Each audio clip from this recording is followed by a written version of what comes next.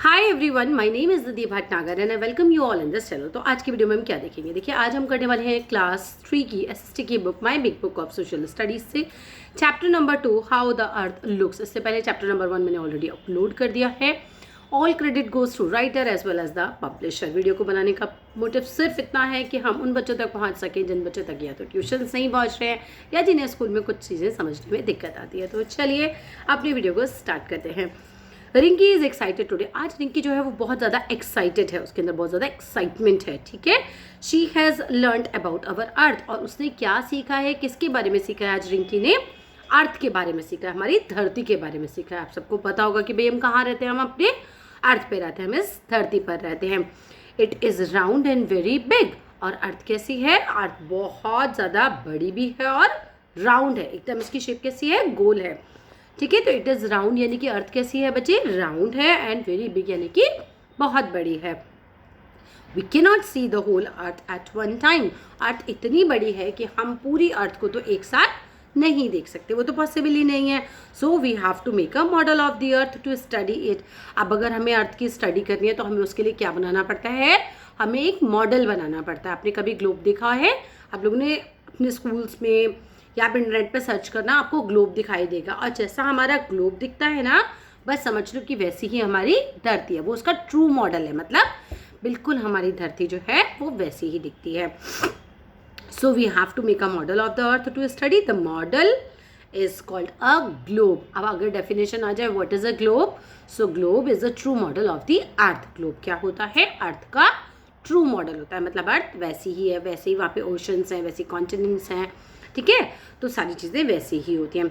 Even on a globe we can see only half of the earth at a time. अब globe पर भी अगर हम देखें, क्योंकि वो गोल होता है, तो अगर ऐसे करके कोई गोल चीज़ रखी है तो ये वाली साइड मुझे एकदम से नहीं दिखाई देगी, इधर वाले साइड में देख सकती हूँ।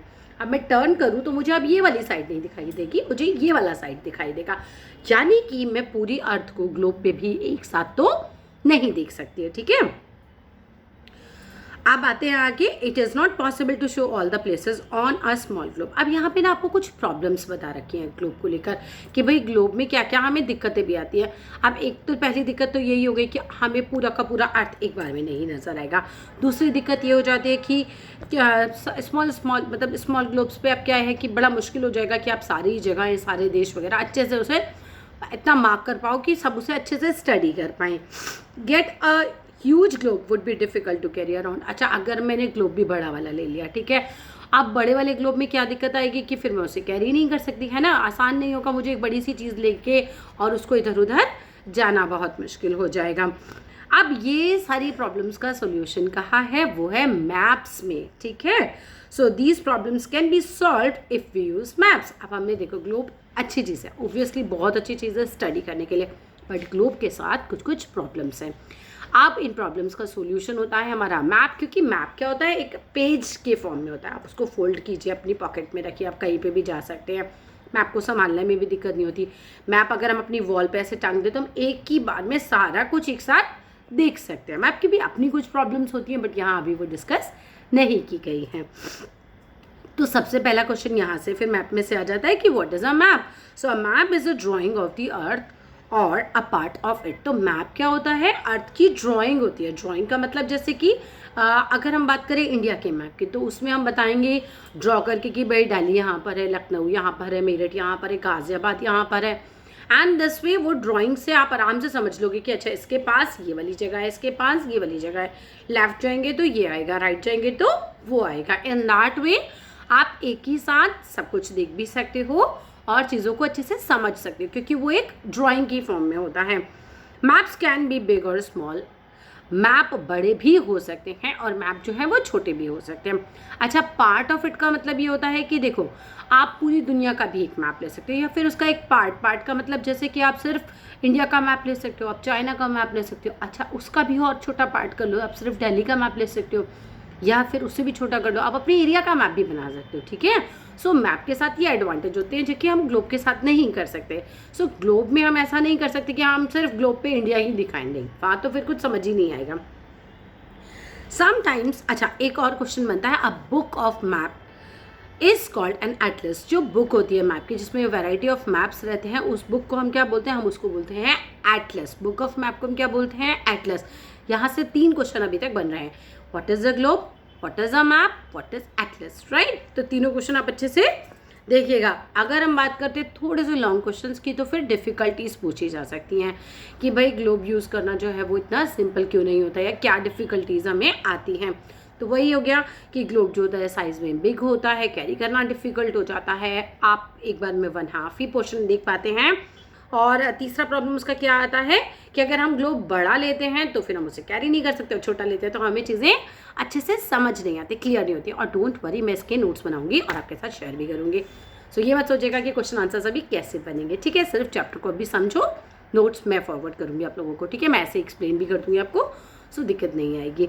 नेक्स्ट बात पे आइए, sometimes we use a very large maps. कई बार तो हम बहुत बड़े बड़े मैप्स को यूज़ करते हैं। These maps can be hung on a wall. हम इन मैप्स को क्या कर सकते हैं, ऐसे वॉल पे टांग सकते हैं। बहुत बड़े बड़े मैप होते हैं, आपने अपने घर में भी देखे होंगे, स्कूल्स में भी देखे होंगे, तो उनको वॉल पे लगा सकते हैं। और इन्हीं को, जिनको हमने वॉल पे लगाया, उन्हें हम क्या बोलेंगे, वॉल मैप्स बोलते हैं ना, वॉल पे लगने वाले maps. Look at map 2.1, some areas are in blue. कुछ एरियाज जो हैं वो ब्लू हैं, while others are in different colours. कुछ एरियाज जो हैं वो डिफरेंट कलर्स में। ब्लू शो करता है वाटर बॉडीज़ को। यहाँ पर ये लाइन बहुत इंपॉर्टेंट है। अब जहाँ जहाँ ओशंस हैं या फिर पॉन्ड्स हैं, रिवर्स हैं, जहाँ पे भी पानी है दिखाना है हमें, तो हम वहाँ पे ब्लू कलर करते हैं। कलर्स बहुत इंपॉर्टेंट होते हैं, बिकॉज कलर से ही आप समझ लोगे मैप की, हम इसे बोलते हैं लैंग्वेज ऑफ द मैप।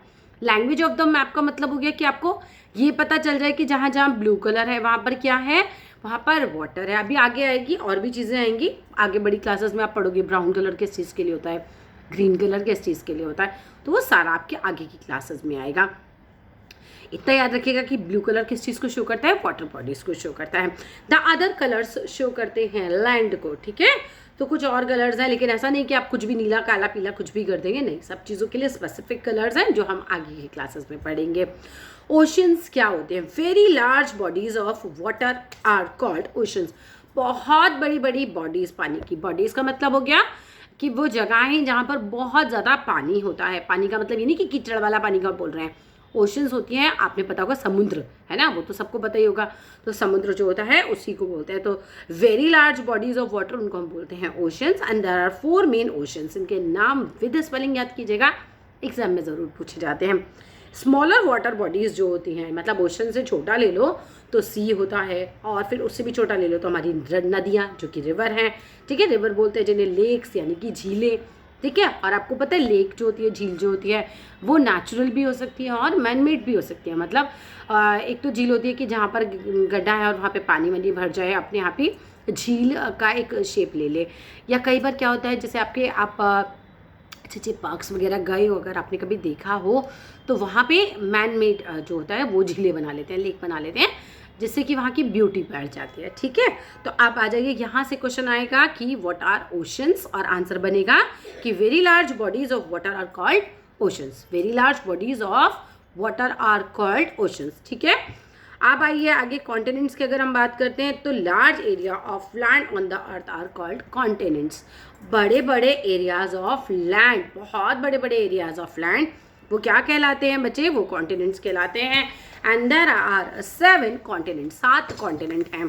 और आपकी जानकारी के लिए बता दूं, पहले पूरी दुनिया में क्या था, टोटल लैंड एकदम आपस में जुड़े हुए थे, कोई भी लैंड के बीच बीच में ओशंस नहीं थे, पानी किनारे किनारे बह रहा था। वक्त के साथ धीरे धीरे वो टूटे, अलग हुए, एंड फिर इस तरीके से अलग अलग करते करते अभी 7 जो है वो कॉन्टिनेंट्स फॉर्म हो गए हैं। अब देयर आर 4 डायरेक्शंस। अब आगे बात करते हैं कि भाई 4 मेन डायरेक्शंस होती हैं, नॉर्थ, साउथ, ईस्ट और वेस्ट, ठीक है। ये भी पूछा जा सकता है कि what are the names of 4 main directions. तो ये मेन डायरेक्शंस होती हैं। दीज डायरेक्शंस हेल्प करती हैं locate the places on the map. अब आप मैप बनाते हो, ठीक है, मैप में आपको कैसे समझ में आएगा चीज़ें, तो आप देखोगे कि भाई ये जगह नॉर्थ में है, ये जगह साउथ में, एक जगह ईस्ट में, फिर वेस्ट में। तो इस तरीके से हमें समझना आसान हो जाता है, इसलिए हम ये डायरेक्शंस को यूज़ करते हैं। क्योंकि डायरेक्शंस को क्यों यूज़ करते हैं, क्योंकि डायरेक्शंस हमें हेल्प करती हैं लोकेट करने के लिए प्लेसेस ऑन अ मैप, ठीक है। यहाँ तक क्लियर है, आगे चलते हैं। Put up a map on a wall. एक वॉल पे आप हैंग कर दो, पुट अप कर दो मतलब कि हैंग कर दो, लटका दो, किसको, मैप को। Stand in front of it, उसके सामने जाके खड़े हो जाइए। The top of the map show करता है नॉर्थ को, बस वही समझा रहे कि टॉप पे क्या होता है, नॉर्थ होता है। South is always towards the bottom, south की साइड कहाँ रहती है, बिल्कुल बॉटम, नीचे की तरफ रहती है। और इसके अलावा बता रखा है of the map, east is on your right, east आप अगर आप सामने खड़े हो तो ईस्ट आपके राइट साइड में रहेगा और वेस्ट आपके लेफ्ट साइड में रहेगा। ये फिलअप की फॉर्म में ये क्वेश्चंस भी आ सकते हैं, सो ध्यान रख दीजिएगा इन चीज़ों पर भी। The directions are shown in the same way on the maps, और इसी तरह से डायरेक्शन जो है वो मैप में शो की जाती है, हमेशा ये सेम ही रहती है, ऐसा नहीं कि इस मैप में हम कुछ और कर देंगे उसमें कुछ और कर देंगे, सेम रहता है। नेक्स्ट बात पे आइए, did you know that a seller use a compass, क्या आपको पता है कि जो सेलर यानी कि नाविक होता है, जो समुद्री यात्रा करते हैं, वो लोग कंपास को यूज़ करते हैं फाइंड देयर वे, अपना रास्ता पता करने के लिए, वाइल सेलिंग, जब वो सेलिंग कर रहे होते हैं, समुद्र में यात्रा कर रहे होते हैं। Compass is like a watch, compass कैसा दिखता है, एक घड़ी की तरह, वॉच की तरह दिखता है। इट हैज़ अ निडल, इसके अंदर सुई होती है, निडल होती है, which always points to the north. अब उन्हें आराम से पता चल जाता है कि नॉर्थ किस दिशा में, क्योंकि जो निडल है कंपास की वो तो हमेशा नॉर्थ की साइड को शो कर रही है। अब नॉर्थ से ही आप अंदाज़ा लगा लो कि जहाँ नॉर्थ है उसके नीचे सबसे बॉटम में क्या रहेगा, फिर आप उल्टी दिशा लगाइए उससे तो फिर साउथ रहेगा। राइट साइड हमारा क्या रहता है, ईस्ट रहता है, और वेस्ट साइड क्या रहता है हमारा, सॉरी लेफ्ट साइड क्या रहता है, वेस्ट रहता है। तो यहाँ तक बात बिल्कुल क्लियर है। आगे देखते हैं, once you know where north lies you can simply find out other directions, और अगर आपको एक बार नॉर्थ पता चल गया तो फिर आप आराम से दूसरी डायरेक्शंस का भी पता लगा सकते हैं। तो यहाँ पर ये फिनिश होता है हमारा चैप्टर। अब कुछ बैक एक्सरसाइज के क्वेश्चंस भी ले लेते हैं। टिक मार्क वाले क्वेश्चन में पहला क्वेश्चन आता है, the model of the earth is called, अब बताओ जल्दी से, मॉडल ऑफ द अर्थ किसे कहते हैं, स्फेयर, सर्कल, ग्लोब या मैप, आंसर इज ग्लोब, ठीक है। So model of the earth is globe, यहाँ से डेफिनेशन भी बन गई है हमारी, what is a globe, so globe is the model of the earth, right. Next question देखिए, large maps hung on a wall are called, बड़े बड़े मैप्स जो हम वॉल पे लगाते हैं हम उन्हें क्या बोलते हैं, बुक्स बोलते हैं, वॉल मैप्स बोलते हैं, ग्लोब्स बोलते हैं, ओशंस बोलते हैं। सिंपली हमारा आंसर होता है वॉल मैप्स, ठीक है। सो आंसर है हमारा B, wall maps. Third question देखिए, the water bodies shown on a map are coloured, अभी हमने देखा था वाटर बॉडीज, ठीक है, जो मैप पर हम बनाते हैं उसका कलर क्या रखते हैं, बताओ क्या रखते हैं, ग्रीन रखते हैं, रेड रखते हैं, ब्लू रखते हैं या ब्राउन रखते हैं, सोच लिया। चलो मैं आंसर देती हूँ, ब्लू रखते हैं, ठीक है, पानी का कलर हम ब्लू रखते हैं। जो भी वाटर बॉडीज़ हैं हमें मैप में जो भी ब्लू कलर है हम समझ लेते हैं उसको देख के ही कि अच्छा यहाँ पर वाटर बॉडीज़ है। नेक्स्ट बात पे आते हैं, अ very large bodies of water is called, बड़ी बड़ी लार्ज बॉडीज ऑफ वाटर उनको हम क्या बोलते हैं, उनको बोलते हैं हम ओशन, ठीक है, वेरी लार्ज, ठीक है। और फिर उससे छोटी फिर सी, फिर रिवर्स, फिर उसके बाद लेक्स, ऐसे करके और भी वाटर बॉडीज होती हैं। The needle of the compass always किस जगह का, किस चीज़ को शो करती है, कौन सी डायरेक्शन शो करती है निडल, साउथ, ईस्ट या फिर नॉर्थ या फिर वेस्ट, सो नॉर्थ को शो करती है, ठीक है। नेक्स्ट आइए ट्रू फॉल्स पे, we can see the whole earth at one time on a globe, wrong, ये फॉल्स है क्योंकि हमें 1/2 ही तो दिखाई देता है, हमें हमारी साइड वाला दिखेगा, दूसरी साइड वाला हमें नहीं नजर आता है, तो आप इसे लिखिए false. A huge globe is easy to carry from one place to another, isn't it possible, बड़ा सा ग्लोब हो और मैं उसको आराम से इधर से उधर ले जाऊँ, नहीं ये तो डिफिकल्ट है, तो अगेन ये फॉल्स होता है। नेक्स्ट वाली बात पे आइए, अ lake is much smaller than N ocean, yes that is true, क्योंकि लेक तो झील होती है, झील तो बहुत छोटी होती है ओशन के मुकाबले, ओशन तो सबसे बड़ी वाटर बॉडीज होते हैं, तो यहाँ पर हमारा ये बन जाता है ट्रू। देन नेक्स्ट पे आते हैं, there are 4 continents and 7 oceans, जो कि रॉन्ग है, 4 ओशंस है और कॉन्टिनेंट 7 है, उल्टा दे रखा है ना, 4 कॉन्टिनेंट्स और 7 ओशंस दे रखा है, तो ये उल्टा दे रखा है, तो ये हमारा फॉल्स है, ठीक है। आप चाहो तो इसको कट करके इसका सही आंसर लिख सकते हो, ओशन 4 है, कॉन्टिनेंट 7 है, ठीक है। तो आई होप यहाँ तक ही आपका है, और तो कुछ है नहीं आपके चैप्टर के अंदर, ठीक है। सो उसके बाद जो क्वेश्चन आंसर्स वगैरह हैं वो मैं आपको प्रोवाइड कराने वाली हूँ अपनी नेक्स्ट वीडियो में। अगर वीडियो अच्छी लगे तो प्लीज़ इस वीडियो को उन बच्चों तक पहुँचा दीजिए जो रैली में पढ़ना चाहते हैं, जिनके पास कोई सपोर्ट सिस्टम नहीं है, जिनके पास ट्यूशन की प्रॉब्लम है, या फिर दूर दराज के इलाकों में रहते हैं, जहाँ तक भी आप संभव है हेल्प कर सकते हैं। बाकी बच्चों की तो हेल्प कीजिए, हमारा एक प्रयास है, उसमें आप हमारी मदद कीजिए, ठीक है, टू हेल्प अदर्स। तो thank you and have a nice day, फिर मिलते हैं नेक्स्ट वीडियो में।